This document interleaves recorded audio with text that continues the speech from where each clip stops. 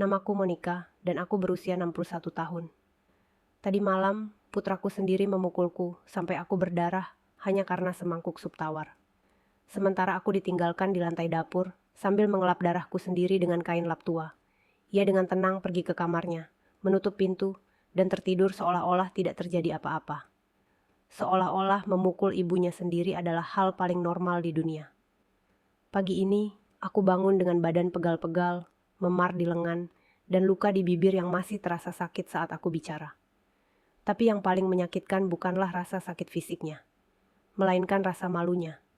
Melainkan mengetahui bahwa putraku sendiri, yang kubesarkan dengan penuh kasih sayang, yang kuberikan segalanya, menganggapku sebagai pelayan pribadinya. Mengetahui bahwa satu-satunya tujuanku di dunia ini adalah untuk melayaninya dan tetap diam. Aku bangun jam 5 pagi, seperti hari-hari lainnya. Ethan sudah bangun, duduk di meja dapur dengan setelan abu-abunya yang rapi, sambil menggulir layar ponselnya. Dia bahkan tidak menatapku ketika aku masuk. Dia hanya berkata tanpa melihat ke atas, "Sarapan, cepat, aku ada rapat penting." Seolah-olah tidak terjadi apa-apa. Seolah-olah dia tidak membentakku malam sebelumnya, mengataiku tidak berguna, dan berkata, jika aku bukan ibunya, dia pasti sudah mengusirku ke jalan. Aku menyiapkan telur orak-ariknya persis seperti yang dia suka, dengan 3 sendok keju parut, 2 potong roti panggang, dan kopi hitam tanpa gula. Semuanya harus sempurna, diukur hingga detail terkecil, karena kalau ada yang kurang pas, dia pasti akan meledak. Dan kalau Ethan meledak, akulah yang menanggung akibatnya. Saat ia sedang sarapan, suara kunci diputar di pintu depan menggema di seluruh rumah.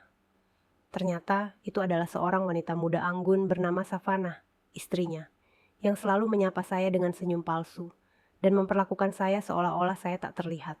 Dia datang mengenakan gaun hijau muda dan sepatu hak tinggi, mencium pipi Ethan, dan duduk di meja seolah-olah dialah pemilik tempat itu. "Selamat pagi, Bu Davis," sapanya dengan suara lembut yang hanya ia gunakan saat Ethan ada. "Bagaimana kabarmu pagi ini?" Aku ingin bilang padanya bahwa aku terbangun dalam keadaan memar karena ulah suaminya, bahwa punggungku sakit semua, dan aku tak tahan lagi.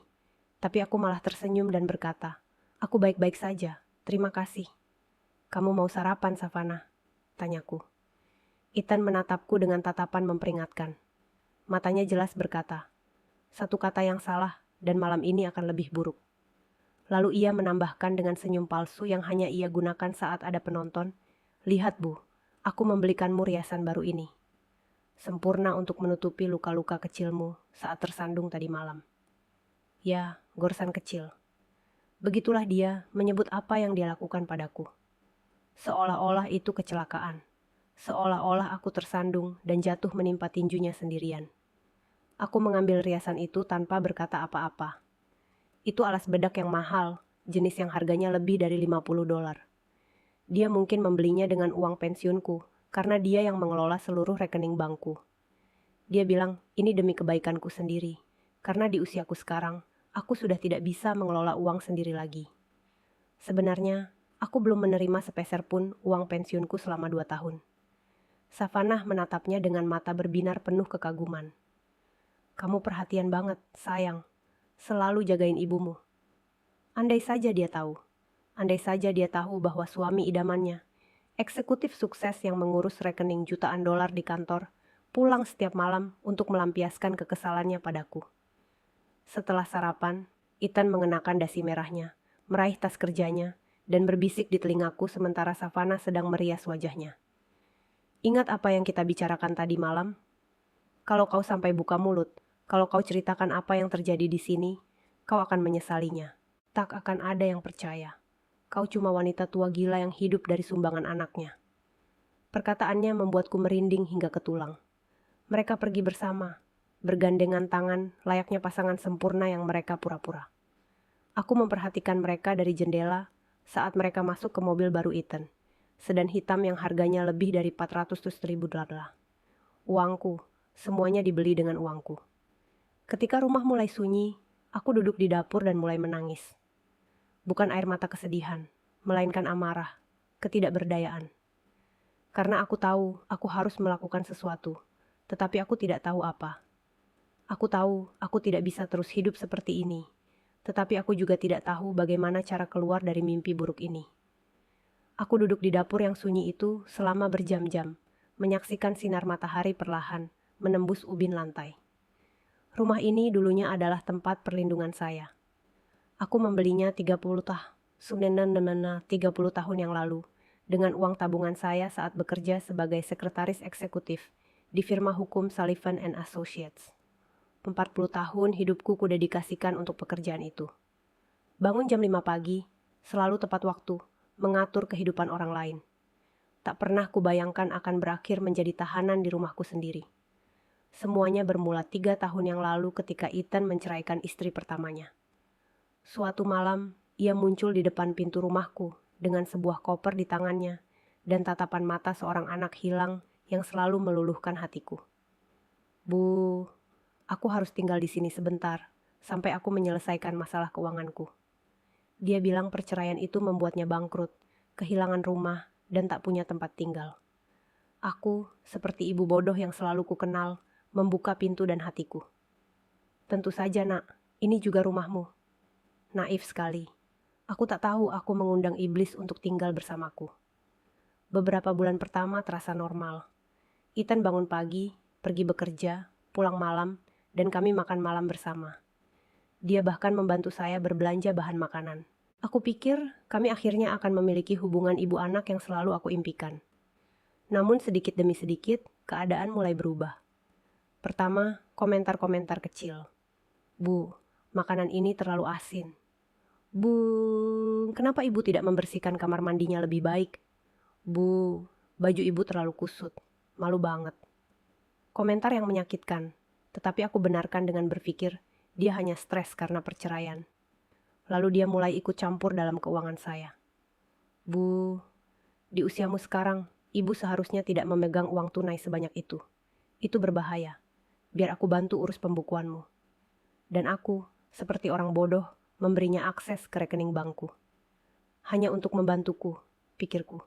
Dia anakku. Dia tidak akan pernah menyakitiku. Betapa salahnya aku. Dalam 6 bulan, Ethan telah menguasai uangku sepenuhnya. Uang pensiun bulananku sebesar 1,200 teles langsung masuk ke rekeningnya. Dia memberiku 20 lulus seminggu untuk pengeluaran pribadi, seolah-olah aku anak kecil yang menerima uang saku. Ketika aku bertanya tentang sisa uangnya, dia akan berkata, Bu, saya menginvestasikan tabungan ibu untuk membantu mereka berkembang. Percayalah. Lalu datanglah Savannah, seorang perempuan yang 25 tahun lebih muda darinya, dengan senyum sempurna dan ambisi yang bisa dilihat dari jarak 1 mil. Ethan bertemu dengannya di kantornya, tempat Savannah bekerja sebagai asisten pemasaran. 6 bulan kemudian, mereka menikah dalam upacara yang menghabiskan biaya lebih dari 100 $. Tentu saja, uangku. Sejak Savannah hadir dalam hidup kami, segalanya jadi lebih buruk. Ethan mulai memperlakukanku seperti pembantu rumah tangga. Bu, buatkan makan malam untuk Savannah dan aku, sesuatu yang elegan. Dia terbiasa dengan makanan enak. Bu, bersihkan kamar mandi tamu. Ada tamu penting yang datang.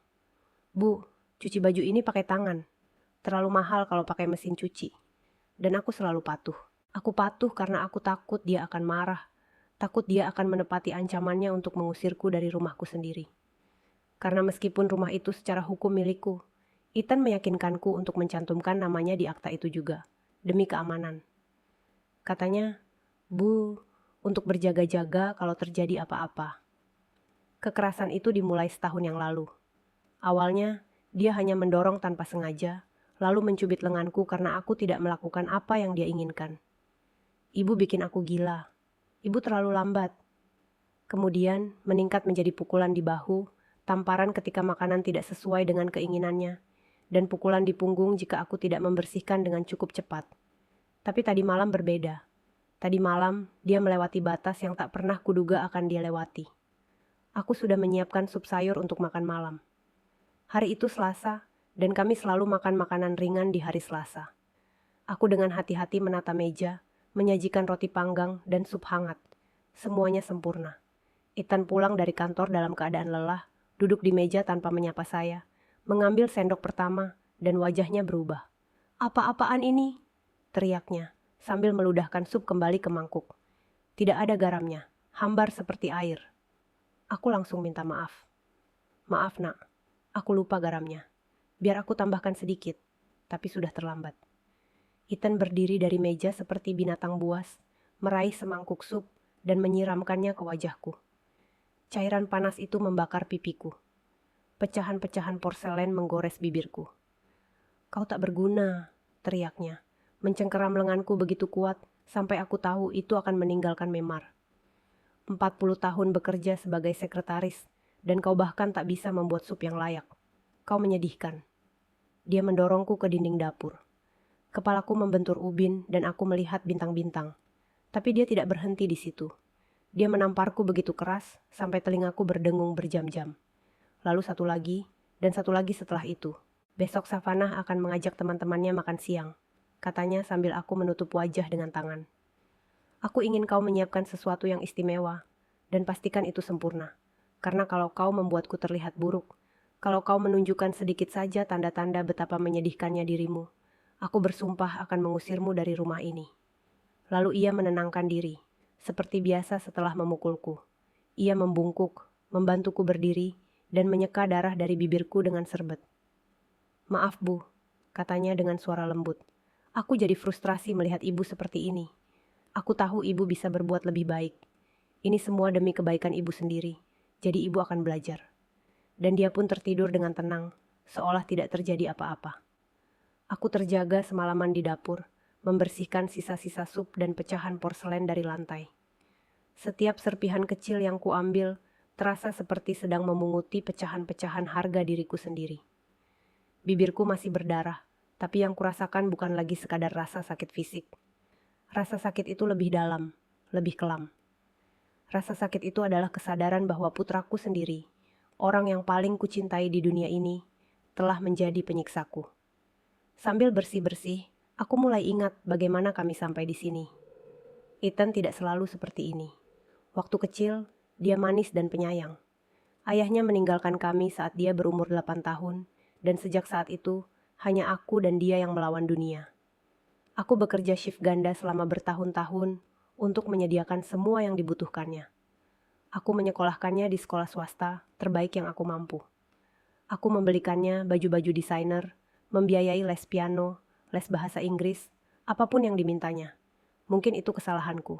Mungkin aku terlalu memanjakannya sehingga dia tak pernah belajar nilai rasa hormat, nilai usaha, dan nilai cinta sejati. Aku selalu memberinya segalanya dengan mudah tanpa meminta imbalan apapun. Dan sekarang, 35 tahun kemudian, akulah yang menanggung konsekuensi atas keputusanku. Saat fajar, aku mendengar langkah kakinya menuruni tangga. Jantungku mulai berdebar kencang, seperti biasa saat dia dekat. Sungguh luar biasa bagaimana seseorang bisa hidup dalam kondisi waspada terus-menerus di rumahnya sendiri. Dia masuk ke dapur, sudah mengenakan setelan hitamnya, sambil memeriksa ponselnya seperti biasa setiap pagi. Kali ini, dia bahkan tidak meminta sarapan. Dia hanya duduk dan menunggu aku menyajikannya. Aku menyiapkan telur orak-ariknya, kopi hitamnya, 2 potong roti panggangnya, semuanya dalam keheningan total. Dia makan sambil membalas email seolah-olah aku tak terlihat. Pukul 7.30, Savannah tiba. Kali ini, ia mengenakan gaun kuning ketat dan sepatu hak tinggi yang bergema di lantai seperti hantaman palu. Ia tampak berseri-seri seperti biasa. Aku penasaran apakah dia pernah menyadari memar yang kumiliki, bekas-bekas di lenganku, dan bagaimana aku tersentak setiap kali Ethan meninggikan suaranya. Selamat pagi, Bu Davis, sapanya dengan senyum palsunya. Bagaimana kabarmu hari ini? Baik, terima kasih. Aku berbohong seperti biasa. Apakah kamu akan sarapan? Kopi saja ya, katanya. Kopi ringan saja, pakai pemanis buatan. Saat aku sedang menyajikan kopinya, aku memperhatikannya mengamatiku dari sudut matanya. Tatapannya berhenti pada bibirku yang bengkak, pada memar yang menyembul dari kerah blusku. Sesaat, kupikir dia akan mengatakan sesuatu, mungkin bertanya apa yang terjadi padaku, tetapi ternyata dia hanya mengalihkan pandangan dan kembali fokus pada ponselnya. Ethan menghabiskan sarapannya dan menatapku dengan saksama. Ingat apa yang kukatakan tadi malam, Bu. Savannah akan mengajak 3 temannya untuk makan siang. Ibu menyiapkan sesuatu yang istimewa. Makanan laut, pasta, salad Caesar, makanan penutup, dan beli anggur putih yang enak, bukan yang murahan seperti yang biasa ibu beli. Dia memberiku 3 lembar uang 20 dulu, seolah-olah itu adalah kemurahan hati yang besar. 60 dolar untuk menyiapkan makan siang untuk 5 orang, setara dengan apa yang dia belanjakan untuk sebuah kemeja. Dan satu hal lagi, tambahnya, mencondongkan tubuh untuk berbisik di telingaku saat Savannah tidak melihat. Pakai riasan yang kubelikan untukmu. Tutupi noda-noda itu dengan baik. Kalau ada teman-temannya yang bertanya aneh-aneh, kalau mereka berkomentar tentang penampilanmu, kau akan menyesal. Mengerti? Aku mengangguk, merasakan tanganku sedikit gemetar. Dia tersenyum, mencium keningku seperti anak sempurna yang ia pura-purakan. Lalu mereka pergi bersama. Begitu pintu tertutup, aku langsung terduduk di kursi dapur. Makan siang yang mewah seharga 60 dolar. Makanan laut segar harganya setidaknya 30 per pon. Anggur yang enak 20 lagi. Bagaimana mungkin aku bisa membuat keajaiban dengan uang yang begitu sedikit? Tapi bukan hanya uang yang membuatku tertekan, melainkan tekanan karena harus bersikap normal di depan teman-teman Savannah. Berpura-pura menjadi ibu mertua yang bahagia dari keluarga yang sempurna. Padahal kenyataannya aku adalah perempuan yang dilecehkan di rumahku sendiri. Aku menatap diriku di cermin kamar mandi dan hampir tak mengenali diriku sendiri. Bibirku bengkak dan membiru. Ada luka kecil di sudut mulutku. Mataku merah dan bengkak karena terlalu banyak menangis. Memar di leherku tampak seperti noda gelap yang menyebar ke tulang selangkaku. Aku membuka riasan yang diberikan Ethan. Ternyata itu alas bedak impor yang mahal, jenis yang biasa dipakai wanita elegan seperti Savannah setiap hari. Aku mulai mengaplikasikannya dengan hati-hati, menutupi setiap noda, setiap memar, setiap bukti nyata tentang apa yang sebenarnya terjadi di rumah ini. Sambil merias wajah, aku tak kuasa menahan diri untuk mengingat kembali semua yang pernah kulakukan sebelumnya. Berapa kali aku terbangun di pagi hari untuk menyembunyikan memar, untuk mengarang alasan tentang jatuh dan kecelakaan. Aku tersandung meja. Pintu lemari terlepas dari tanganku. Aku jatuh dari tangga. Satu kebohongan demi kebohongan untuk melindungi reputasi anakku. Aku pergi berbelanja dengan daftar belanja di tangan dan riasan wajahku yang sempurna. Di supermarket, aku berusaha menghemat 60 dolar itu semampuku. Aku membeli udang beku, bukan udang segar, anggur merek termurah yang lumayan, dan pasta yang sedang diskon. Setiap sen berharga. Saat aku mengantre untuk membayar, seorang wanita tua menghampiriku. Dia adalah Clarice, tetanggaku, seorang janda berusia 60-an, yang selalu baik hati kepadaku. "Halo Monica," sapanya sambil tersenyum hangat. "Apa kabar sayang? Akhir-akhir ini aku jarang melihatmu di halaman." "Halo Clarice," kataku. "Aku baik-baik saja, terima kasih. Aku cuma sibuk banget sama urusan rumah." Dia menatapku dengan saksama, dan aku melihat tatapannya terus menatap bibirku meskipun riasanku sudah pudar. "Apakah mulutmu terluka?" tanyanya dengan kekhawatiran yang tulus. Jantungku mulai berdebar kencang. Enggak apa-apa," aku berbohong. "Aku cuma nabrak pintu lemari tadi malam. Kamu tahu kan betapa cerobohnya aku." Clarice mengerutkan kening namun tidak memaksakannya. "Yah, kalau kamu butuh sesuatu, kamu tahu di mana aku tinggal. Aku selalu di rumah di sore hari." Kata-katanya langsung menusuk hatiku. Sudah lama sekali sejak ada yang menawarkan bantuan tulus kepadaku. Sejak ada yang memperlakukanku dengan kebaikan sejati. Sesaat, aku ingin menceritakan semuanya padanya, memohon bantuannya, mengakui mimpi buruk yang kualami. Namun suara Ethan terngiang di kepalaku. "Kalau kamu buka mulut, ceritakan apa yang terjadi di sini ke siapapun, kamu akan menyesal. Tak akan ada yang percaya. Kamu cuma perempuan tua gila yang hidup dari belas kasihan anaknya." "Terima kasih, Clarice," kataku singkat. "Kau baik sekali." Aku kembali ke dalam dan mulai memasak seperti orang gila. Aku harus menyiapkan semuanya sebelum siang ketika Savannah dan teman-temannya tiba. Aku membersihkan rumah dari atas ke bawah, menata meja dengan porselen berkualitas, dan merangkai bunga di tengahnya. Semuanya harus sempurna. Saat aku memasak, aku tidak bisa berhenti memikirkan apa yang dikatakan Clarice. "Jika kamu butuh sesuatu, kamu tahu di mana aku tinggal." Apakah dia curiga? Apakah dia mendengar teriakan dari rumahku tadi malam? Pukul 11.30, teleponku berdering. Nomor yang tidak kukenal. Nyonya Davis? Tanya suara seorang pria. Ya, ini saya, jawabku. Ini akuntan dari perusahaan putra Anda, Ethan. Kami perlu segera berbicara dengan Anda mengenai beberapa kejanggalan dalam pembukuan. Bisakah Anda datang ke kantor sore ini? Jantungku berhenti. Perbedaan? Saya tidak mengerti. Saya lebih suka tidak membahas ini lewat telepon, Bu Davis. Bisakah Anda datang jam 3 sore ini? Ini sangat penting. Aku menutup telepon, tanganku gemetar. Apa yang Ethan lakukan di kantor? Kenapa mereka meneleponku? Firasat buruk menghinggapi perutku, tapi aku tak punya waktu untuk memikirkannya lagi, karena Savannah dan teman-temannya sudah datang. Bel pintu berbunyi tepat pukul 12 saat. Aku menarik napas dalam-dalam, merapikan riasanku sekali lagi, lalu beranjak membuka pintu. Ada Savannah bersama ketiga temannya. Semuanya berpakaian seperti akan menghadiri peragaan busana. Gaun-gaun mahal, tas desainer, sepatu yang harganya lebih mahal dari uang pensiun bulananku. Halo, Bu Davis, kata Savannah dengan suara lembut yang biasa ia simpan untuk acara-acara khusus. Perkenalkan, ini teman-teman saya. Ini Beatrice. Dia bekerja di bagian sumber daya manusia. Ini Brenda dari Departemen Pemasaran. Dan ini Evelyn dari bagian hukum. Jantungku hampir berhenti berdetak ketika mendengar nama Evelyn. Itu pasti bukan kebetulan. Aku menatapnya lekat-lekat dan benar saja. Itu memang dia. Evelyn Brooks, adik perempuanku, yang sudah lebih dari 2 tahun tidak kutemui. Evelyn menatapku dengan keterkejutan yang sama. Tapi kami berdua tetap bersikap tenang. Dia selalu lebih pintar dariku, lebih licik. Dia langsung mengerti ada yang aneh, terutama ketika melihat riasan wajahku dan sikapku yang gugup. Senang bertemu Anda, Nyonya Davis, katanya dengan nada formal, seolah-olah ia tidak mengenalku. Menantu perempuan Anda sudah bercerita banyak tentang Anda. Aku mengundang mereka ke ruang makan tempat aku telah menyiapkan taplak meja terbaikku, porselen warisan ibuku, dan gelas-gelas kristal yang hanya kupakai untuk acara-acara khusus. Semuanya tampak elegan, persis seperti yang diminta Ethan. Aku menyiapkan makan siang, berusaha menjaga tanganku tetap stabil. Pasta udangnya ternyata enak meskipun anggaran terbatas. Salad Caesarnya tampak segar. Rotinya hangat. Aku bahkan berhasil menyiapkan tiramisu sederhana untuk hidangan penutup.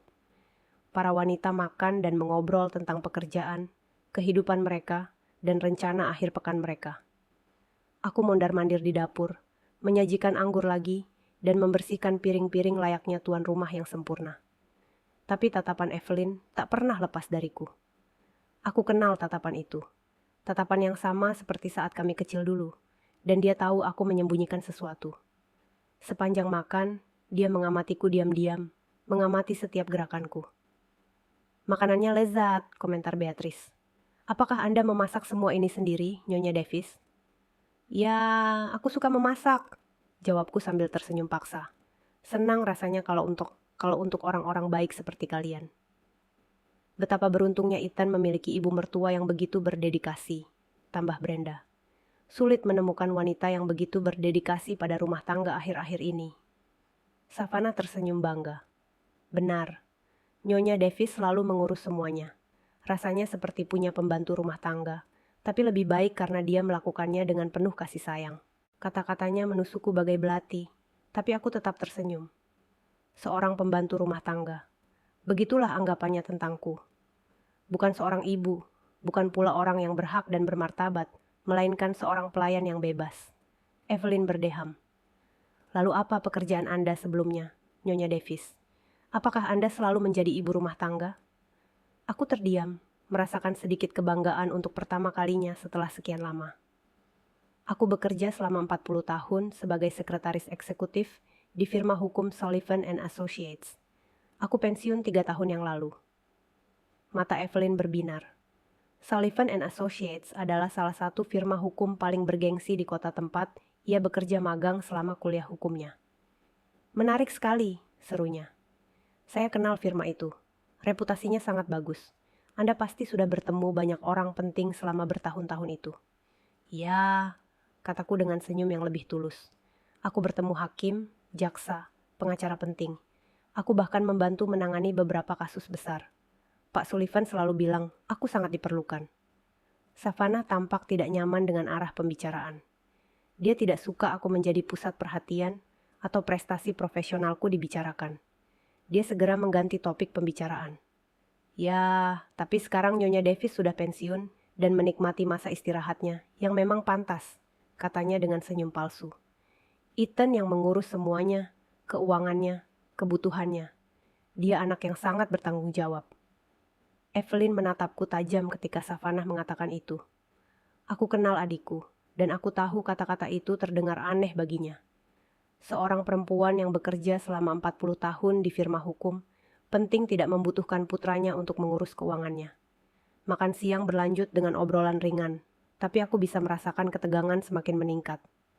Evelyn terus memperhatikanku, dan aku tahu dia menyadari ada yang tidak beres. Ketika aku pergi ke dapur untuk mengambil makanan penutup, dia mengikutiku. "Apakah kamu butuh bantuan?" tanyanya. Tetapi sebenarnya dia sedang mencari waktu untuk berbicara denganku berdua saja. "Tidak, terima kasih. Semuanya terkendali," jawabku, menghindari tatapannya.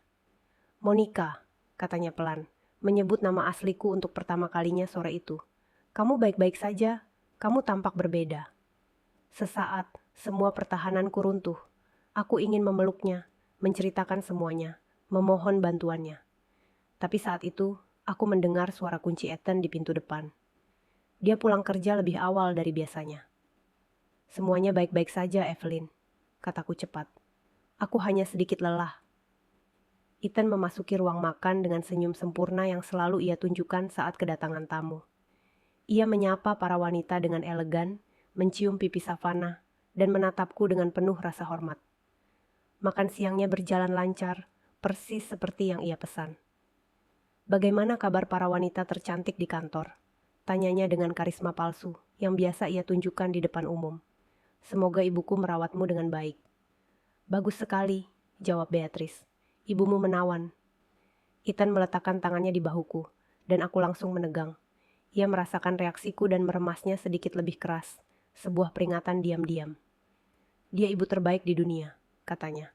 Tapi jari-jarinya meraba bahuku dari balik blusku. Selalu memperhatikan semua orang, selalu berkorban demi keluarga. Para wanita mulai berpamitan setelah hidangan penutup. Evelyn adalah yang terakhir pergi, dan sebelum keluar, ia menggenggam tanganku. "Senang bertemu Anda, Nyonya Davis," katanya dengan suara keras agar Ethan mendengarnya. Lalu ia berbisik di telingaku. "Kita akan segera bertemu." Setelah mereka semua pergi, Ethan menutup pintu dan ekspresinya berubah total. Topeng putra yang sempurna pun lenyap, dan ia kembali menjadi monster seperti dulu.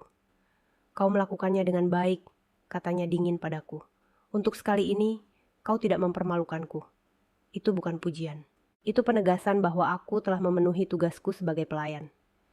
Saat aku sedang membereskan piring dan membersihkan ruang makan, dia pergi ke kamarnya untuk berganti pakaian. Tapi sebelum pergi, dia mengingatkanku. "Ngomong-ngomong, teknisi akan datang besok untuk memeriksa komputermu. Katanya kamu sering membuka situs web aneh."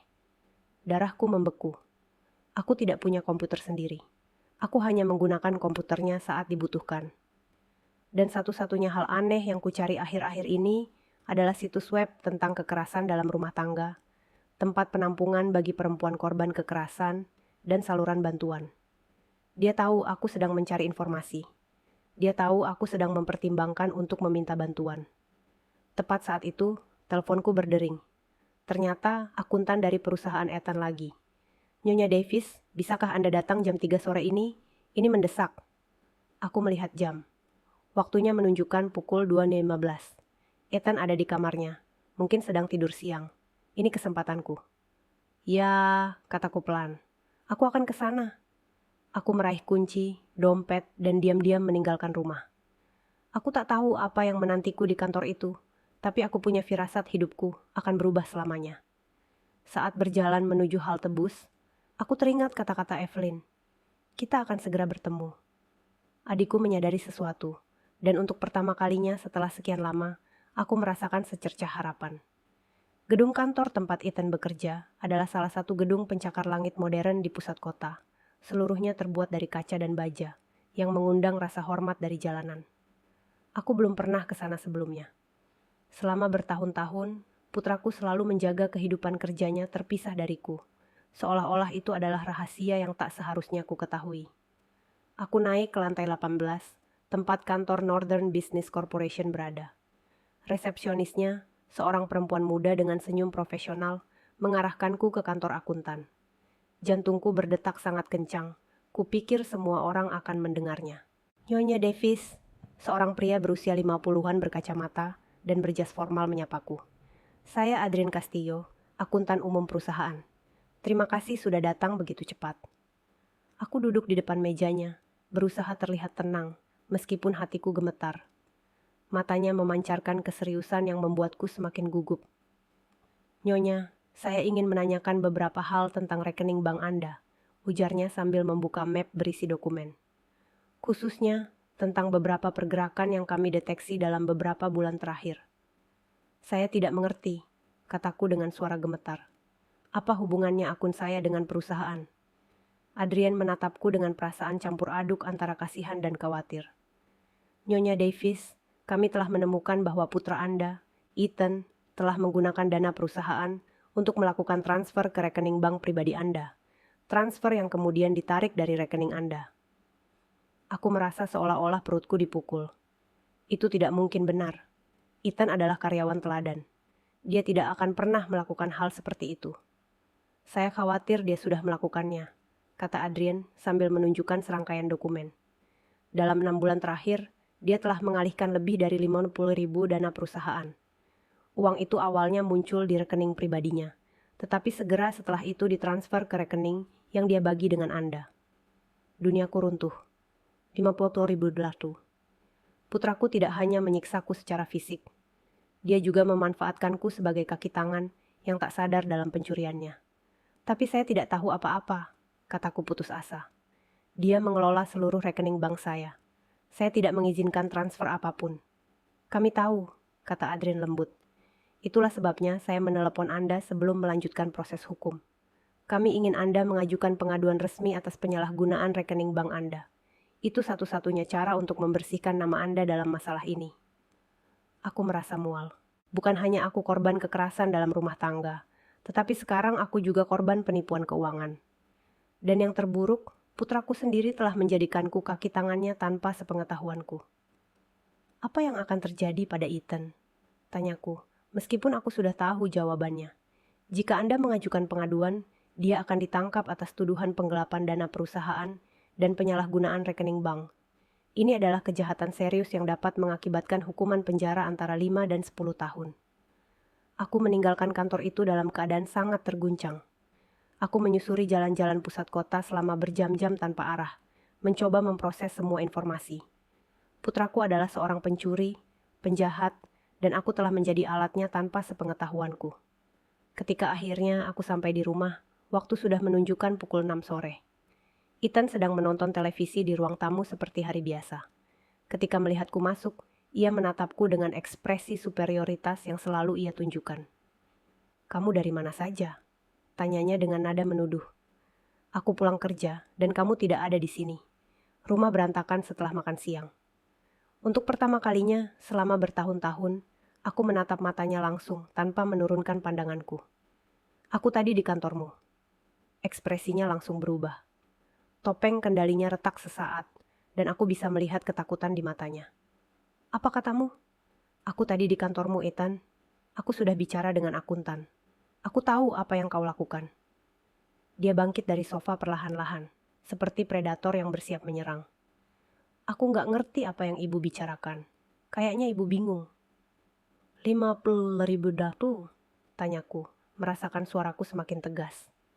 50.000 kau curi dari perusahaanmu dengan menggunakan rekening bankku. Ethan menghampiriku, dan untuk pertama kalinya setelah sekian lama, aku tak mundur. Ada sesuatu yang berubah dalam diriku sore itu. Mungkin karena aku tahu bahwa aku tidak sendirian, bahwa ada orang lain yang tahu kebenarannya. Dengarkan aku, perempuan tua bodoh, katanya dengan suara rendah dan mengancam. Kau tidak tahu apa yang kau katakan. Uang itu hakku. Kau berutang padaku atas semua yang telah kuinvestasikan padamu selama bertahun-tahun ini. Makanan yang kau makan, atap di atas kepalamu, pakaian yang kau kenakan. Dengan uangku sendiri, jawabku. Uang pensiunku, tabunganku, Uang hasil kerja kerasku selama 40 tahun. Dia mencengkeram lenganku, tapi kali ini aku tidak tinggal diam. Lepaskan aku, teriakku sekuat tenaga. Dia begitu terkejut dengan reaksiku sampai-sampai dia benar-benar melepaskanku. Selama 3 tahun, aku menjadi korban diamnya. Dan sekarang, untuk pertama kalinya, aku berteriak padanya. Kau gila, katanya. Tapi suaranya tak lagi terdengar percaya diri. Tak akan ada yang percaya padamu. Kau wanita tua pikun yang bahkan tak tahu apa yang kau katakan. Akuntan itu percaya padaku, kataku padanya. Dokumen-dokumennya sudah jelas. Transfernya tercatat. Semuanya terdokumentasi. Ethan terdiam beberapa detik, mencerna informasi itu. Kemudian ekspresinya semakin mengeras. Kalau kau buka mulut, kalau kau komplain apapun, aku bersumpah akan menghancurkanmu, ancamnya. Rumah ini juga atas namaku. Aku bisa mengusirmu ke jalanan besok, dan tanpa bantuanku, tanpa uangku, kau akan mati sendirian seperti anjing. Namun untuk pertama kalinya, ancamannya tidak membuatku takut. Ada sesuatu yang berbeda dalam diriku, kekuatan yang tak kusadari kumiliki. Aku tidak takut padamu lagi, Ethan, kataku padanya. Dan saat mengatakannya, aku menyadari itu benar. Untuk pertama kalinya dalam 3 tahun, aku tidak takut padamu. Dia mengangkat tangannya hendak memukulku. Tapi tepat pada saat itu, bel pintu berbunyi. Ternyata Clarice, tetanggaku. Monica, teriaknya dari luar. Monica, apa semuanya baik-baik saja? Aku dengar teriakan. Ethan perlahan menurunkan tangannya. Dia tak bisa memukulku dengan saksi di dekatnya. Reputasinya terlalu penting baginya. Coba lihat apa maunya, katanya sambil menggertakkan gigi. Dan sebaiknya kau jangan bilang yang aneh-aneh. Aku pergi membuka pintu. Kakiku gemetar. Clarice ada di sana dengan ekspresi khawatir, memegang piring casserole. Halo, sayang, katanya padaku. Aku membawakanmu sup buatanku, tapi aku mendengar suara-suara keras dan jadi khawatir. Dari balik bahunya, aku melihat ada perempuan lain bersamanya. Dia Evelyn, adikku. Ia mengenakan pakaian kasual dan rambutnya diikat ke belakang, tetapi aku langsung mengenalinya. Halo, kata Evelyn, berpura-pura tidak mengenalku. Aku baru di lingkungan ini dan baru saja mengunjungi Bu Davis. Kuharap kami tidak mengganggumu. Ethan muncul di belakangku. Senyum palsunya terlihat sempurna. Sama-sama, Bu. Ibu saya agak kesal karena dia menghanguskan makan malamnya. Kalian tahu kan bagaimana wanita yang lebih tua bisa begitu mudah tersinggung. Clarice menatapnya dengan ekspresi yang tidak dapat kuartikan. Baiklah, katanya. Baiklah, Monica. Ini makanannya. Dan ingat, kalau kamu butuh sesuatu, aku ada di sebelah. Evelyn menatap langsung ke mataku. Baik, Bu Davis. Apapun yang Anda butuhkan, siang atau malam. Ketika mereka pergi, Ethan membanting pintu hingga tertutup. Dasar nenek-nenek usil, gerutunya. Tapi ini belum berakhir. Besok kita ke bank bersama, dan kau harus menandatangani semua dokumen yang kuperintahkan. Kau akan mencabut gugatan yang mungkin sudah kau ajukan, dan kau akan bilang, itu semua hanya kesalahpahaman besar. Tidak, jawabku singkat. Apa maksudmu tidak? Aku tidak akan menandatangani apapun. Aku tidak akan mencabut pengaduan apapun, dan aku tidak akan lagi menjadi kaki tangan dalam pencurianmu. Ethan menatapku dengan amarah yang belum pernah kulihat sebelumnya. Seolah-olah ia akhirnya melepas semua topengnya dan menunjukkan sifat aslinya. Baiklah, katanya dengan tenang yang lebih membuatku takut daripada teriakannya. Kalau kau mau bermain seperti itu, kita main saja. Tapi aku peringatkan kau. Setelah aku selesai denganmu, kau akan berharap kau tidak pernah dilahirkan. Aku tidak tidur sama sekali malam itu. Ethan terkunci di kamarnya, tapi aku bisa mendengarnya berbicara di telepon selama berjam-jam. Aku tidak tahu apa yang dia rencanakan, tapi aku tahu aku harus bersiap menghadapi kemungkinan terburuk. Pukul 3 dini hari, aku mendengar suara aneh di halaman. Aku mengintip keluar jendela dan melihat sesosok bergerak di antara semak-semak. Ternyata Clarice, dan sepertinya dia sedang menyiapkan sesuatu di dekat jendelaku. Keesokan harinya, aku menyadari apa yang telah dia lakukan. Dia memasang kamera pengawas kecil yang diarahkan ke rumahku, tersembunyi di antara tanaman-tanaman. Tetanggaku tahu ada sesuatu yang buruk sedang terjadi dan mendokumentasikan semuanya. Keesokan harinya, mendung dan hujan, seolah-olah cuaca sedang mencerminkan badai yang sedang melanda hidupku. Ethan bangun lebih pagi dari biasanya, pukul 5 sebelum pagi. Kudengar ia mondar-mandir di rumah, berbicara di telepon dengan suara pelan, menyiapkan sesuatu yang membuatku gelisah. Ketika aku turun ke dapur, dia sudah mengenakan setelan terbaiknya, setelan hitam yang biasa ia kenakan untuk rapat-rapat penting. Rambutnya tersisir rapi, dasinya rapi. Dia tampak seperti eksekutif sukses yang diyakini semua orang, bukan monster yang tinggal di bawah atap rumahku. "Selamat pagi, Bu," sapanya dengan suara yang anehnya manis, hampir seperti nyanyian. "Semoga Ibu tidur nyenyak." Rasa manis itu membuatku merinding. Aku cukup mengenal putraku untuk tahu bahwa ketika dia bersikap baik, itu karena dia sedang merencanakan sesuatu yang buruk. Ya, aku berbohong sambil menyajikan kopi kepadanya, seperti yang kulakukan setiap hari. "Bagus," katanya, tersenyum tipis tanpa menyentuh matanya. "Karena hari ini akan menjadi hari yang sangat istimewa." Aku memikirkan percakapan kita kemarin semalaman. Dia duduk di meja dan mulai sarapan dengan tenang, seolah-olah kami adalah keluarga biasa. Namun, ada sesuatu dalam sikapnya yang membuatku tetap waspada. "Aku sudah memutuskan bahwa kau benar," lanjutnya. "Mungkin aku terlalu keras padamu. Lagi pula, kau ibuku dan kau pantas dihormati." Kata-katanya benar-benar membuatku bingung. Ethan mengakui kesalahannya dan meminta maaf. Sungguh tidak seperti biasanya, sampai-sampai aku langsung tahu itu jebakan. "Makanya," lanjutnya sambil mengolesi mentega di roti panggangnya, "kita akan pergi ke bank bersama hari ini. Kita akan menyelesaikan kesalahpahaman ini dengan perusahaanku. Kamu akan menjelaskan bahwa kamu yang mengotorisasi semua transfer, bahwa kamu tahu persis apa yang terjadi dengan uangmu." Itu dia, alasan sebenarnya di balik kebaikan palsunya. "Aku tidak akan melakukan itu, Ethan," kataku, berusaha menjaga suaraku tetap tenang. Senyumnya perlahan memudar. "Tentu saja, Bu. Kalau tidak, beberapa hal yang sangat tidak menyenangkan akan terjadi." "Apakah kamu mengancamku?" "Tidak, Bu," katanya sambil menghabiskan kopinya. "Aku sedang menjelaskan kenyataan kepadamu. Lihatlah sekelilingmu. Rumah ini, meja tempat kamu sarapan, tempat kamu tidur, makanan yang kamu makan. Semua ini mungkin terjadi karena aku mengizinkannya. Dan jika aku tidak mengizinkannya lagi..." Kalimatnya dibiarkan menggantung, tapi pesannya jelas. Dia akan meninggalkanku di jalan kalau aku tidak patuh. Juga, tambahnya sambil mengeluarkan ponselnya, "Aku sudah berpikir untuk menghubungi beberapa dokter. Aku kenal dokter spesialis lansia dengan masalah mental seperti pikun. Kau tahu, sangat menyedihkan ketika para ibu mulai mengarang cerita, menuduh putra mereka sendiri melakukan hal-hal buruk."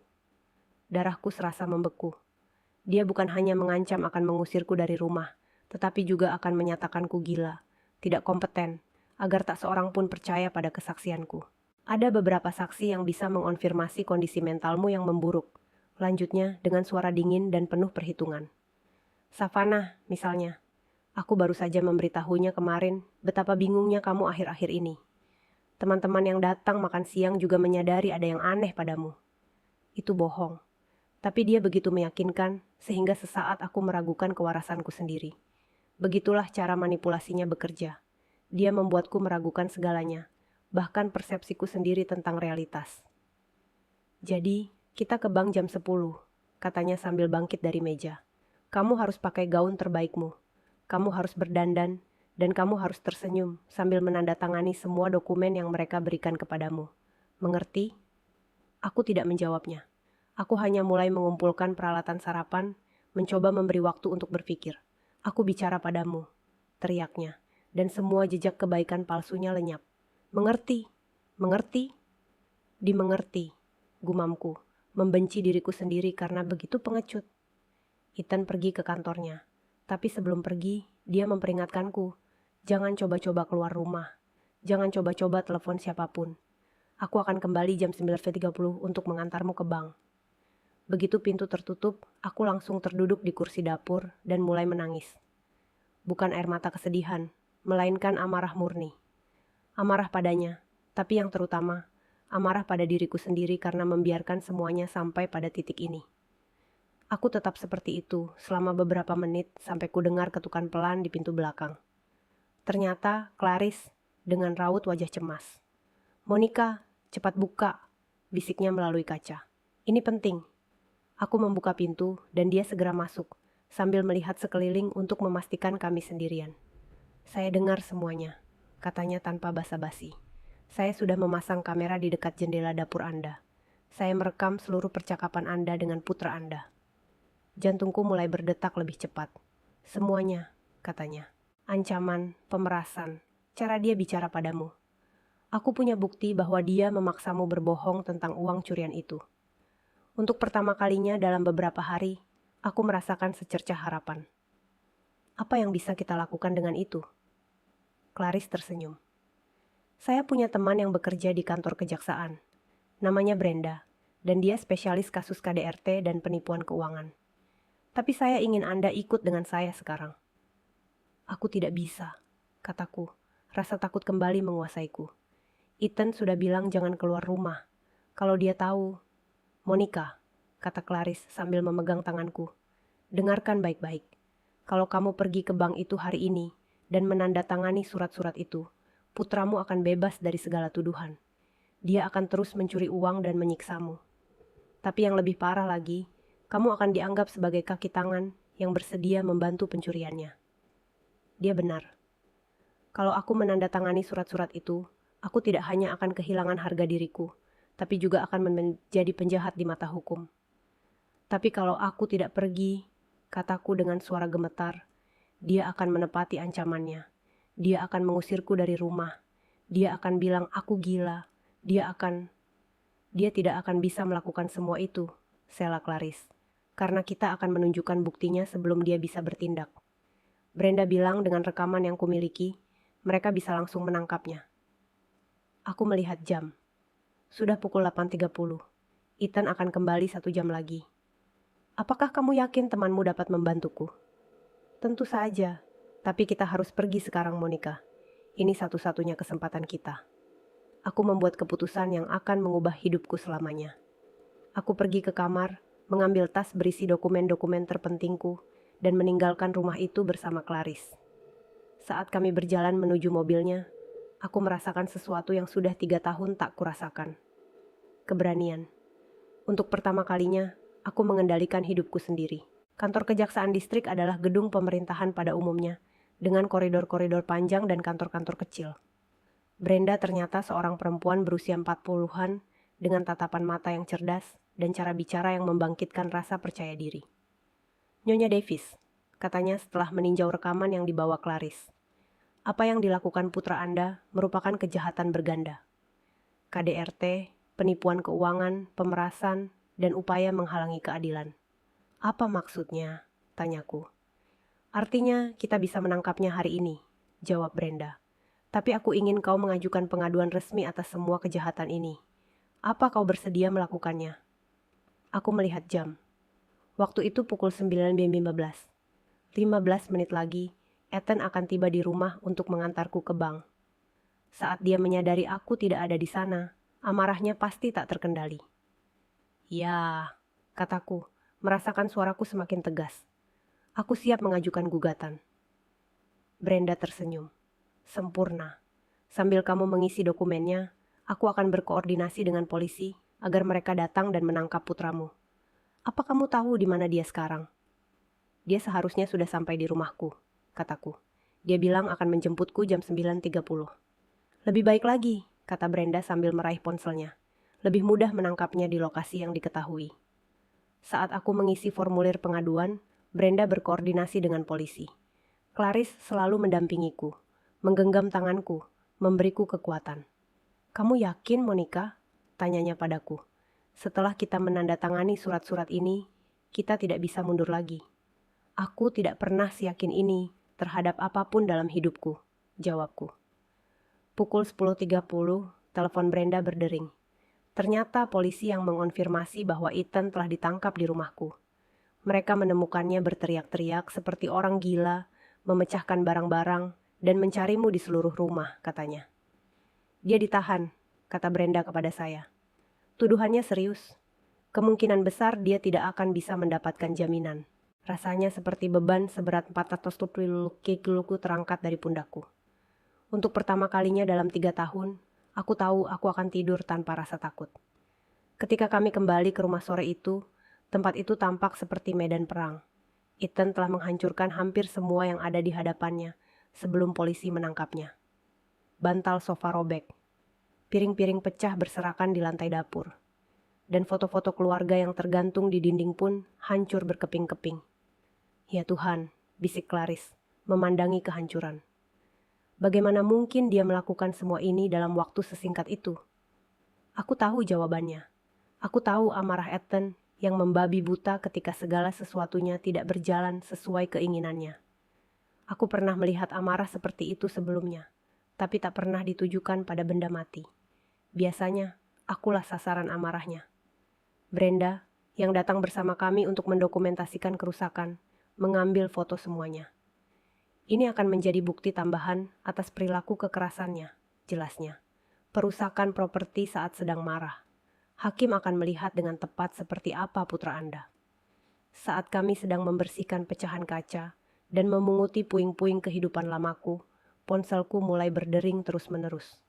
Nomor tak dikenal. Jangan diangkat, Brenda memperingatkanku. Mungkin dia menelepon dari penjara. Biarkan saja masuk ke pesan suara. Memang, ketika aku memeriksa pesan-pesan itu, suara Ethan memang terdengar, tapi suaranya benar-benar berbeda. Suaranya bukan lagi monster mengancam seperti tadi pagi. Suaranya seperti anak kecil ketakutan yang ia pura-pura tunjukkan saat ingin memanipulasiku. Bu, katanya, memecah rekaman. Bu, tolong keluarkan aku dari sini. Ini semua salah paham. Aku tak pernah bermaksud menyakitimu. Ibu tahu aku menyayangimu. Ibu adalah hal terpenting dalam hidupku. Kumohon Bu, jangan biarkan aku membusuk di penjara ini. Aku anakmu, satu-satunya anakmu. Dia telah meninggalkan 5 pesan serupa, masing-masing lebih putus asa daripada yang sebelumnya. Di pesan terakhir, dia bahkan menangis. Itu bagian dari strategi manipulasinya, Brenda menjelaskan kepada saya. Awalnya kekerasan dan ancaman, sekarang menjadi korban dan rasa bersalah. Itu pola yang umum pada pelaku kekerasan. Meskipun aku secara rasional memahami apa yang terjadi, mendengar tangisan putraku sungguh menghancurkan hatiku. Selama 35 tahun, ia adalah bayiku, alasan hidupku. Sulit memisahkan monster yang telah ia ubah dari bocah lelaki yang dulu. Kamu baik-baik saja? Tanya Clarice, memperhatikan ekspresiku.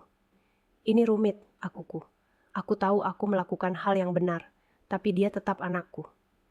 Malam itu, Clarice mendesakku agar menginap di rumahnya. Rumahmu sedang tidak aman sekarang, katanya padaku. Ethan punya teman, dan mungkin juga Savannah.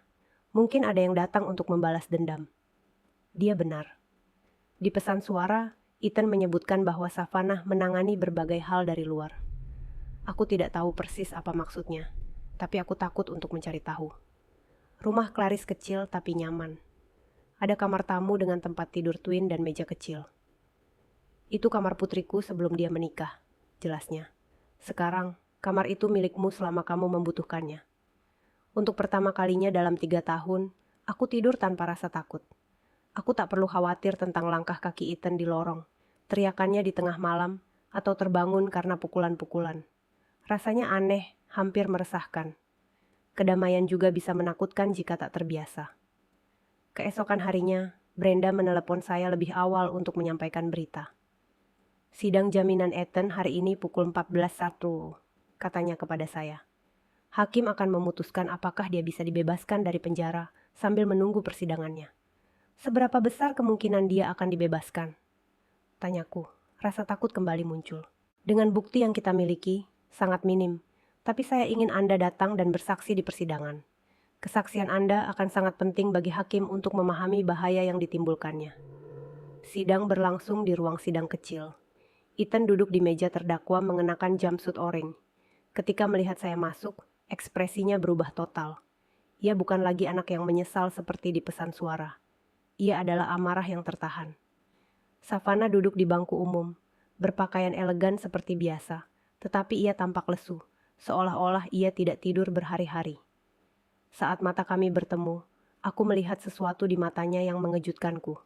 Malu. Hakimnya adalah seorang pria tua berusia 60-an, Dengan tatapan serius namun adil, ia meninjau semua dokumen sebelum memulai. "Nyonya Davis," katanya kepada saya ketika giliran saya bersaksi, "ceritakan dengan kata-kata Anda sendiri apa yang telah Anda alami di rumah Anda selama beberapa tahun terakhir." Aku menarik napas dalam-dalam dan mulai berbicara. Aku bercerita tentang pemukulan itu, tentang kendali atas uangku, tentang ancaman-ancaman itu, tentang penghinaan yang terus-menerus kuterima.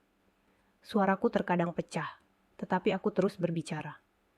Ketika aku menyebutkan 50.000 dolar yang dicurinya, aku melihat Ethan menegang di kursinya. Pengacaranya, seorang pria muda berjas mahal, terus-menerus mencoba mengajukan keberatan, tetapi hakim membungkamnya. "Dan apa yang dikatakan putra Anda kemarin pagi mengenai kesaksian Anda?" tanya hakim. "Dia mengancam akan menyatakan saya tidak kompeten secara mental jika saya tidak berbohong untuknya. Dia bilang akan mengusir saya ke jalan dan saya tidak akan punya apa-apa lagi." Hakim meninjau rekaman yang dibuat Clarice. Ia mendengarkannya secara keseluruhan dengan headphone sementara seluruh ruang sidang menunggu dalam keheningan. "Tuan Ethan Davis," kata hakim setelah selesai, "bukti yang diajukan menunjukkan pola yang jelas berupa kekerasan dalam rumah tangga, penipuan keuangan, dan intimidasi saksi. Mengingat keseriusan tuduhan dan risiko yang Anda timbulkan bagi korban, permohonan jaminan Anda ditolak. Anda akan tetap ditahan hingga tanggal persidangan." Ethan meledak. "Ini ketidakadilan," teriaknya sambil berdiri. "Wanita tua gila itu mengarang semuanya. Aku warga negara yang terhormat. Aku punya hak." Para penjaga harus menahannya saat dia terus berteriak. "Ibu akan menyesali ini. Saat aku keluar dari sini, ibu akan membayarmu untuk setiap hari yang ibu habiskan di penjara ini." Ancamannya bergema di seluruh ruang sidang, membenarkan apa yang telah kuberikan kesaksiannya tentang karakternya yang kasar. Setelah sidang, Savannah mendatangi saya di gedung pengadilan. "Nyonya Davis," katanya dengan suara gemetar, "saya perlu bicara dengan Anda." Brenda dan Clarice menjadi tegang, tetapi aku memberi isyarat pada mereka bahwa aku baik-baik saja. "Apa yang kamu inginkan, Savannah?" tanyaku padanya. "Aku ingin minta maaf," katanya. Dan untuk pertama kalinya sejak aku mengenalnya, suaranya terdengar tulus. "Aku tahu ada yang tidak beres di rumah itu. Aku mendengar teriakan. Aku melihat memarmu. Aku memperhatikan bagaimana kau tersentak setiap kali dia meninggikan suaranya. Lalu kenapa kamu tidak pernah mengatakan apapun?" tanyaku. "Karena aku takut," akunya. "Ethan juga mengancamku. Dia bilang kalau aku mengkhianatinya, dia akan menghancurkan karierku, reputasiku, dan aku pengecut. Aku membiarkanmu menderita sendirian karena aku takut kehilangan kenyamanan hidupku." Matanya dipenuhi air mata. "Ketika mereka menangkapnya kemarin, saya menemukan dokumen di kantor rumahnya. Dia tidak hanya mencuri uang dari perusahaannya. Dia juga mencuri dari rekening pribadi saya. Kami sudah menikah selama 2 tahun, dan saya tidak pernah menyadari dia penipu." "Apa yang akan kamu lakukan sekarang?" tanyaku padanya. "Saya akan segera mengajukan gugatan cerai," katanya dengan tegas. "Dan saya akan bersaksi melawannya di persidangan. Saya sudah bicara dengan pengacara. Saya ingin bekerja sama dengan kantor kejaksaan untuk membuatnya membayar semua yang telah dia lakukan kepada kami." Ketika kami meninggalkan gedung pengadilan, aku merasakan sesuatu yang sudah bertahun-tahun tidak kurasakan. Harapan yang tulus. Aku tidak hanya berhasil lepas dari putraku, tetapi kini aku punya sekutu dalam perjuangan saya untuk keadilan. Sore itu, saat kami berjalan kembali ke rumah Clarice, Brenda memberi saya kabar baik lainnya. "Perusahaan tempat Ethan bekerja ingin mencapai kesepakatan," ujarnya. "Mereka bersedia tidak mengajukan tuntutan tambahan kepada Anda jika Anda bekerja sama dengan mengembalikan uang yang dicuri. Selain itu, sebagai pengakuan bahwa Anda adalah korban penipuan, mereka akan membayar Anda kompensasi sebesar 29.000 dolar. 22.000 dolar. Jumlah itu lebih banyak daripada yang kumiliki dalam 3 tahun terakhir." "Bagaimana dengan rumahku?" tanyaku. "Ethan juga bilang itu atas namanya." "Kami sudah memeriksa dokumennya," kata Brenda sambil tersenyum. "Putramu berbohong. Akta jual belinya masih atas namamu. Dia memalsukan beberapa dokumen, tapi secara hukum rumah itu sepenuhnya milikmu." Untuk pertama kalinya setelah sekian lama, aku mulai melihat masa depan yang mungkin. Masa depan di mana aku bisa hidup tanpa rasa takut, di mana aku bisa membuat keputusan sendiri, di mana aku bisa menjadi pemilik hidupku sendiri. Tapi aku juga tahu, Ethan tidak akan menyerah begitu saja. Ancamannya di sidang sudah jelas. Perang ini baru saja dimulai. 3 minggu setelah penangkapan Ethan, hidupku berubah total, tetapi tidak seperti yang kuharapkan. Meskipun secara fisik aku aman di rumah Clarice, secara psikologis aku masih menjadi tawanannya. Aku mengalami paranoia terus-menerus yang membuatku terjaga hampir setiap malam. Setiap suara membuatku tersentak. Setiap mobil yang berhenti di depan rumah membuatku berlari ke jendela. Setiap panggilan telepon tak dikenal membuatku panik. Brenda telah menjelaskan bahwa hal itu normal, bahwa setelah bertahun-tahun mengalami kekerasan, rasa takut itu tidak hilang dalam semalam. Itu gangguan stres pasca trauma, katanya padaku. Pikiran dan tubuhmu terbiasa hidup dalam kondisi waspada terus-menerus. Butuh waktu untuk pulih. Tapi ada lebih dari sekadar trauma biasa. Ethan berhasil mengirimiku pesan dari penjara. Pesan yang membuatku merinding. Surat pertama datang melalui pengacara lain, yang bukan perwakilan resminya. Surat itu ditulis tangan dengan tulisan tangan yang sangat kukenal. Ibu tersayang, katanya. Semoga ibu menikmati kemenangan kecilmu. Semoga ibu merasa sangat berani karena mengkhianatiku. Tapi aku ingin ibu tahu sesuatu. Ini belum berakhir. Aku tahu hal-hal tentang ibu yang tidak diketahui orang lain. Rahasia yang ibu simpan selama 40 tahun bekerja di firma hukum itu. Hal-hal yang tidak hanya bisa merusak reputasi ibu, tetapi juga kebebasan ibu. Jantungku berhenti berdetak saat membaca kalimat itu. Rahasia apa? Selama 40 tahun menjadi sekretaris di Sullivan and Associates, tentu saja aku telah menangani informasi rahasia, tetapi aku tidak pernah melakukan sesuatu yang ilegal. Ingat kasus Williams versus negara, Bu, yang 15 tahun lalu. Aku menemukan dokumen-dokumen yang ibu sembunyikan, yang ibu ubah untuk membantu Tuan Sullivan memenangkan kasus jutaan dolar itu. Dokumen-dokumen yang, jika terungkap, bisa memenjarakan ibu karena menghalangi keadilan. Tanganku mulai gemetar hebat. Aku samar-samar teringat kasus Williams. Kasus itu rumit, di mana firma hukum mewakili perusahaan farmasi yang dituduh menyembunyikan efek samping fatal suatu obat. Pak Sullivan meminta saya untuk merapikan beberapa dokumen guna menyingkirkan memo-memo tertentu yang dapat merugikan kliennya. Aku pikir itu normal, bahwa itu bagian dari pekerjaanku sebagai sekretaris. Aku tidak pernah sepenuhnya memahami implikasi hukum dari apa yang telah kulakukan. Tapi Ethan benar. Secara teknis, aku telah mengubah bukti dalam kasus pengadilan. Aku punya salinan semuanya, Bu. Dan kalau ibu tidak mencabut tuntutan terhadapku, kalau ibu tidak datang dan meminta maaf secara terbuka atas kebohongan ibu, dokumen-dokumen itu akan berakhir di tangan jaksa wilayah. Bayangkan berita utamanya. Sekretaris berusia 61 tahun ditangkap karena terlibat dalam menutupi kematian akibat narkoba. Sisa surat itu merinci dengan tepat bagaimana dia akan menghancurkan hidupku jika aku tidak patuh. Dia punya kontak media. Dia kenal wartawan yang mau membayar mahal untuk berita korupsi peradilan.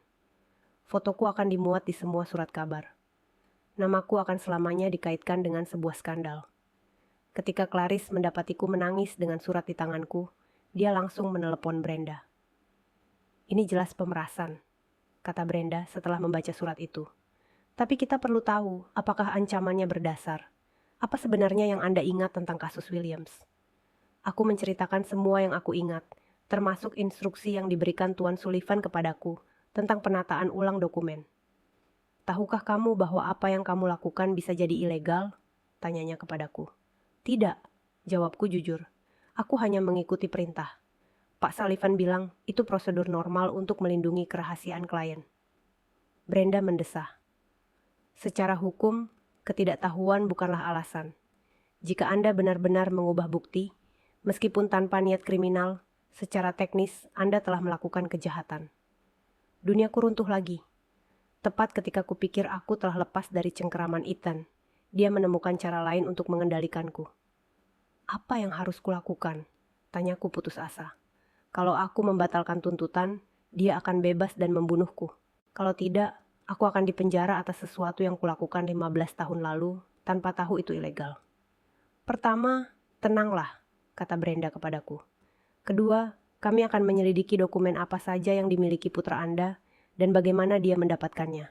Dan ketiga, kami akan mencari cara untuk meminimalkan kerugian hukum jika ternyata memang ada bukti yang memberatkan Anda. Beberapa hari berikutnya menjadi mimpi buruk investigasi hukum. Brenda bekerja sama dengan tim pengacara spesialis kasus lama untuk meninjau seluruh berkas kasus Williams. Sementara itu, aku terus-menerus hidup dalam ketakutan, menunggu mereka datang dan menangkapku kapan saja. Clarice adalah penyelamatku selama minggu-minggu kelam itu. Ia tak hanya memberiku perlindungan di rumahnya, tetapi ia juga menjadi saudari yang tak pernah kumiliki. Setiap malam, ia akan duduk bersamaku saat aku menangis, membuatkanku teh kamomil agar aku bisa tidur, dan terus-menerus mengingatkanku bahwa aku tidak sendirian. Apapun yang terjadi, katanya padaku, kita akan menghadapinya bersama. Kamu bukan lagi wanita ketakutan yang hidup di bawah teror putranya. Tapi aku merasa persis seperti wanita ketakutan itu. Ethan telah mencapai apa yang diinginkannya. Ia telah mengembalikanku ke keadaan ketakutan dan keputusasaan yang telah menjadi hidupku selama 3 tahun. Seminggu kemudian, surat kedua tiba, bahkan lebih kejam dari yang pertama. Kulihat ibu belum belajar dari kesalahanmu, Bu. Kulihat ibu masih berpikir ibu bisa melawanku. Tak apa. Sekarang, semua orang akan tahu seperti apa dirimu sebenarnya. Bersama surat itu, ada sebuah amplop berisi foto-foto. Foto-foto dokumen, memo internal dari firma Sullivan and Associates dengan tulisan tangan saya, berisi catatan-catatan kecil di margin, tanggal-tanggal yang telah diubah, dan halaman-halaman yang hilang dari berkas asli. Foto-foto ini akan dimuat di koran besok malam. Kalau kau tidak datang menjengukku di penjara sebelum Jumat, kau akan datang sendirian, tanpa pengacara, tanpa saksi, dan kau akan membawa surat bertanda tangan yang memintaku untuk mencabut semua tuntutan, karena semua ini hanya kesalahpahaman yang disebabkan oleh penurunan mentalmu. Kemunduran mentalku, tuduhan yang membuat darahku membeku lagi. Jika Anda tidak datang, bukan hanya foto-foto ini yang akan dimuat di koran, tetapi Anda juga akan melihat rekamannya. Rekaman? Rekaman apa? Bu, ibu pikir aku tidak tahu ibu memasang kamera di rumah. Ibu pikir aku sebodoh itu? Aku juga punya rekamannya. Rekaman ibu menerima uang tunai dari klien di firma. Uang yang tidak pernah ibu laporkan sebagai pendapatan. Penggelapan pajak, Bu. 15 tahun penjara lagi. Kali ini bukan sekadar pemerasan, melainkan perang psikologis habis-habisan. Ethan telah mempersiapkan situasi ini selama berbulan-bulan, mungkin bertahun-tahun. Dia telah mengumpulkan bukti, merencanakan setiap langkah, dan mengantisipasi pemberontakanku. Ketika Brenda membaca surat kedua, ekspresinya menjadi sangat serius. Monica, aku ingin kau menceritakan semua yang sebenarnya tentang masa kerjamu di firma ini. Apapun yang mungkin telah kau lakukan, situasi yang tidak wajar, uang apapun yang kau terima di luar gajimu. Aku bercerita tentang bonus Natal tunai yang diberikan Pak Sullivan setiap tahun. Uang yang tidak pernah kulaporkan karena aku pikir itu hadiah pribadi. Aku bercerita tentang saat-saat klien yang berterima kasih memberi tip tunai untuk layanan khusus. Uang yang juga tidak pernah kulaporkan karena aku tidak tahu harus melaporkannya. Secara total, tanyanya, berapa banyak uang yang kita bicarakan selama 40 tahun? Mungkin $1.000, kataku dengan malu. Brenda cepat-cepat menghitung. Dengan bunga dan denda, utang pajak kita akan mencapai sekitar $40.000. Namun, yang paling serius adalah secara teknis ini merupakan penggelapan pajak. Putraku telah membangun jebakan yang sempurna. Jika aku melaporkannya, dia akan menghancurkanku dengan bukti kesalahanku sendiri. Jika aku tidak melaporkannya, dia akan tetap bebas menyiksaku dan mencuri uang. Ada pilihan ketiga, kata Brenda setelah berpikir lama. Pilihan yang tak akan kalian duga. Kita mendahuluinya. Kita secara sukarela mengakui semua kesalahan kalian sebelum dia bisa menggunakannya sebagai pemerasan. Dan kita menggunakan pengakuan itu untuk menunjukkan bahwa putra kalian adalah manipulator ulung yang mengendalikan korbannya secara psikologis, bahkan dari penjara. Itu pertaruhan yang berisiko. Artinya, aku harus mengakui secara terbuka kejahatanku, menghadapi kemungkinan konsekuensi hukum, dan mempermalukan diri di depan umum. Tapi itu juga berarti merampas senjata utama Ethan, rahasiaku. Kalau kita begini, lanjut Brenda, putramu akan kehilangan semua kekuasaannya atasmu.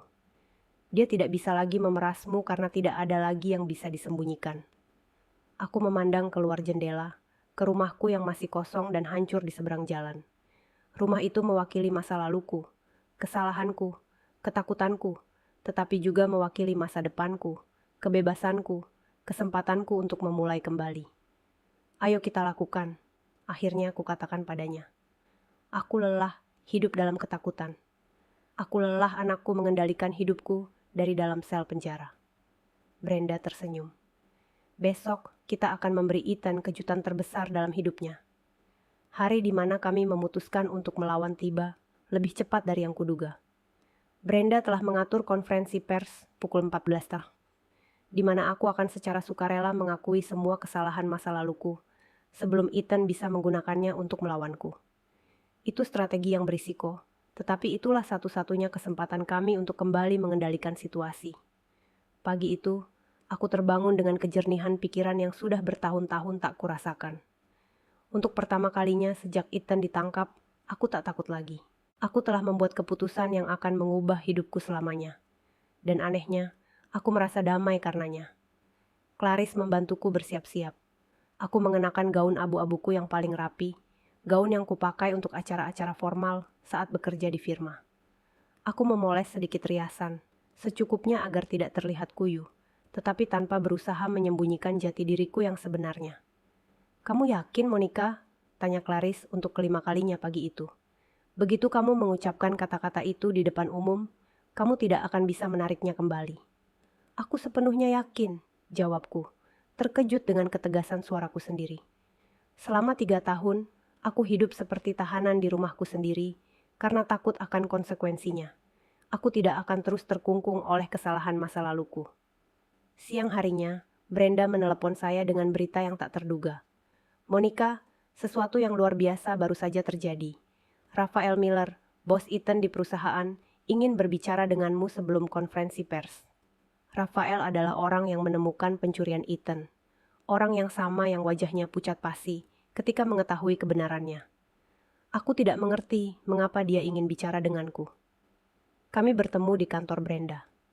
Raphael adalah seorang pria berusia 50-an dengan rambut beruban dan penampilan yang mengundang rasa hormat. Ketika melihat saya masuk, ia langsung bangkit dari tempat duduknya. Nyonya Davis, katanya kepada saya dengan suara hangat namun serius. Pertama-tama, saya ingin meminta maaf. Seandainya saya mengawasi Ethan dengan lebih baik, seandainya saya memperhatikan tanda-tanda bahayanya, mungkin kami bisa mencegah Anda menderita seperti ini. Kata-katanya mengejutkanku. Kamu tidak mungkin tahu apa yang terjadi di rumahku. Mungkin tidak, kata Raphael, duduk di depanku. Tapi aku tahu ada yang aneh dengan keuangan perusahaan. Pencurian putramu tidak dimulai 6 bulan yang lalu. Pencurian itu dimulai 2 tahun yang lalu. Jantungku berhenti. 2 tahun? 2 tahun, Raphael menegaskan. Jumlahnya kecil pada awalnya. Saking kecilnya sampai kami menduganya karena kesalahan akuntansi. Tapi ketika kami mulai menyelidiki setelah pengaduan Anda, kami menemukan dia telah mencuri secara sistematis untuk waktu yang lama. Brenda mencondongkan tubuh ke depan. Berapa jumlah uang total yang kita bicarakan? 170.000 dolar, kata Raphael, yang langsung masuk ke rekening yang dia kendalikan, termasuk rekening bank Anda. Aku merasa mual. Bukan hanya aku telah menjadi korban kekerasan fisik dan psikologis, tetapi aku juga telah menjadi alat yang tak disadari dalam perampokan besar-besaran selama 2 tahun penuh. Tapi masih ada lagi, lanjut Raphael. Ketika Ethan ditangkap, Departemen Hukum kami memutuskan untuk menyelidiki lebih dalam. Kami menemukan dia telah memalsukan laporan, memanipulasi kontrak, dan bahkan menjual informasi rahasia perusahaan kepada pesaing. Mengapa kamu menceritakan hal ini kepadaku? Tanyaku. Raphael tersenyum untuk pertama kalinya sejak percakapan dimulai. Karena kami ingin menawarkan Anda pekerjaan, Bu Davis. Pekerjaan. Selama investigasi kami meninjau riwayat pekerjaan Anda. 40 tahun di Sullivan & Associates, referensi yang sempurna, dan pengalaman menangani kasus-kasus kompleks. Kami membutuhkan seseorang dengan pengalaman seperti Anda untuk membantu kami membangun kembali semua yang telah dihancurkan putra Anda. Aku tak percaya apa yang kudengar. Alih-alih menghadapi penangkapan dan penghinaan publik, aku justru ditawari kesempatan untuk memulai kembali. Gajinya 4.000 Gulden per bulan, lanjut Rafael. Ditambah tunjangan kesehatan, plus kompensasi khusus sebesar 50.000 dulu sebagai imbalan atas kerugian yang tidak sengaja kami timbulkan kepada Anda. 4.000 Gulden sebulan lebih dari 3 kali lipat uang pensiunku saat ini, dan 50.000 Gulden sebagai kompensasi. Tiba-tiba, masa depanku tidak lagi tampak suram. Tapi ada satu syarat, tambah Rafael. Kami butuh Anda untuk bersaksi di persidangan putra Anda. Kesaksian Anda akan sangat penting untuk memastikan dia membayar semua kejahatannya, bukan hanya kejahatan yang dia lakukan terhadap Anda. Tentu saja, jawabku tanpa ragu. Aku akan melakukan apapun. Pukul 14.00, ruang pers penuh dengan jurnalis, kamera, dan mikrofon. Brenda telah mengundang semua media lokal, menjelaskan bahwa seorang korban kekerasan dalam rumah tangga akan menyampaikan pernyataan penting tentang pemerasan dari penjara. Saat saya duduk di depan kamera-kamera itu, saya merasakan ketakutan yang berbeda dari yang saya alami selama bertahun-tahun. Itu bukan ketakutan terhadap Ethan. Itu bukan ketakutan akan pemukulan atau ancaman. Itu ketakutan akan kebebasan. Ketakutan akan tanggung jawab menjadi pemilik hidup saya sendiri. Nama saya Monica Davis. Saya memulai, menatap langsung ke kamera. Saya berusia 61 tahun, dan selama 3 tahun terakhir, saya telah menjadi korban kekerasan dalam rumah tangga yang dilakukan oleh putra saya, Ethan Davis. Aku menceritakan kisahku selengkap-lengkapnya. Pemukulan, kontrol keuangan, ancaman, dan pencurian uangku secara sistematis. Tapi aku juga menceritakan bagian yang Ethan harapkan untuk kurahasiakan. Selama 40 tahun bekerja sebagai sekretaris di firma hukum Sullivan & Associates, saya membuat kesalahan, kataku, merasakan suaraku semakin tegas setiap kali mengucapkan kata-kata itu. Kesalahan yang awalnya tidak ku ketahui sebagai pelanggaran hukum, tetapi sekarang kusadari sebagai pelanggaran hukum. Aku menjelaskan kasus Williams, dokumen-dokumen yang diubah, uang yang tidak dilaporkan, semuanya. Aku tidak menyembunyikan apapun.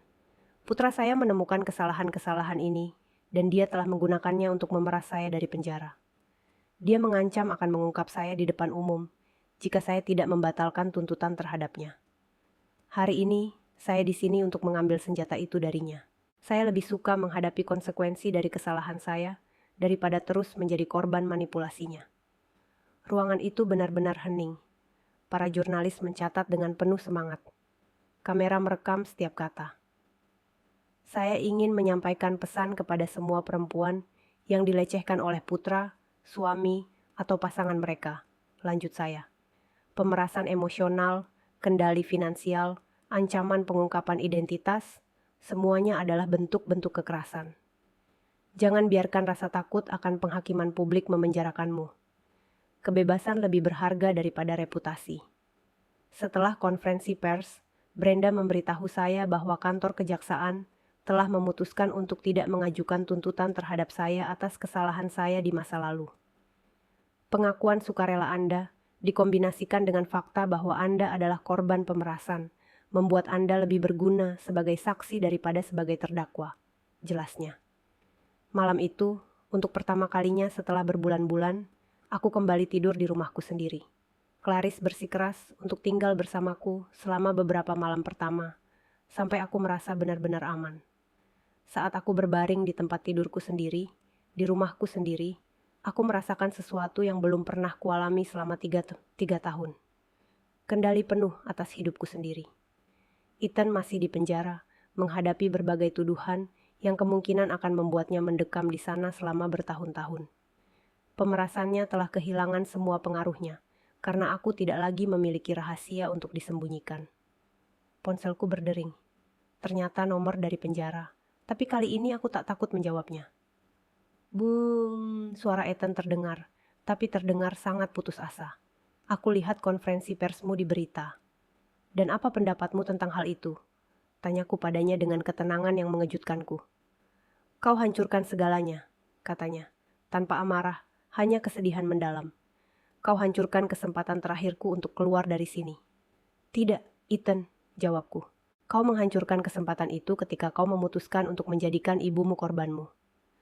Ada keheningan panjang di ujung telepon lainnya. Apakah kamu akan memaafkanku? Tanyanya akhirnya. Suatu hari nanti, kataku jujur. Ketika kamu membayar kesalahanmu, ketika kamu mencari bantuan nyata untuk berubah, ketika kamu menyadari kerusakan yang kamu timbulkan, suatu hari nanti aku mungkin bisa memaafkanmu. Tapi aku tidak akan pernah lupa. Aku menutup telepon dan mematikannya. Besok aku akan memulai pekerjaan baruku, kehidupan baruku. Tapi malam itu, aku hanya ingin tidur nyenyak di rumahku sendiri, tanpa rasa takut, tanpa ancaman, tanpa pemerasan. Untuk pertama kalinya dalam 3 tahun, aku benar-benar bebas. Dan meskipun jalannya menyakitkan, meskipun aku harus menghadapi kesalahanku sendiri di depan umum, dan meskipun aku telah kehilangan hubungan dengan putraku selamanya, aku tahu aku telah membuat keputusan yang tepat. Ethan telah belajar bahwa korban bisa menjadi kuat, bahwa rahasia kehilangan kekuatannya saat terungkap, dan bahwa keadilan, meskipun lambat, pada akhirnya akan tiba. Dan aku telah belajar bahwa tidak ada kata terlambat untuk merebut kembali hidup kita sendiri. Tidak peduli berapa tahun kita telah hidup dalam bayang-bayang. Inilah kisah pembebasanku. Sebuah kisah yang aku harap menginspirasi perempuan lain untuk memutuskan rantai mereka sendiri. Tidak peduli siapa yang membelenggu mereka.